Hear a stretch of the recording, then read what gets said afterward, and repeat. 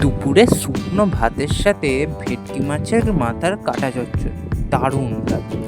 প্রথমে মাছগুলোকে নুন হলুদ মাখিয়ে নেব, দিয়ে সেটাকে ভেজে নিতে হবে।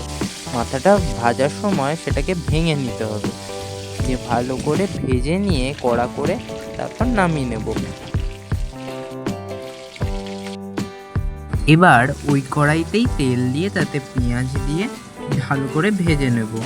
পেঁয়াজটা লাল লাল হয়ে গেলে তার মধ্যে রসুন বাটা, কাঁচা লঙ্কা কুচো করে দিয়ে দেব। এবার এর মধ্যে আদা বাটা আর টমেটো পিউরে দিয়ে দেবো, একটু হলুদ আর একটু লবণ দিয়ে দেবো, দিয়ে ভালো করে কষাতে হবে। কিছুক্ষণ কষিয়ে নিয়ে আগের মাছ ভাজাটা দিয়ে নিয়ে আরও কিছুক্ষণ কষিয়ে নেব। কষানো হয়ে গেলে একটু ধনেপাতা দিয়ে তারপর ঢাকা দিয়ে দেবো। তাহলেই আমাদের তৈরি ভেটকি মাছের মাথার কাটা চচ্চড়ি।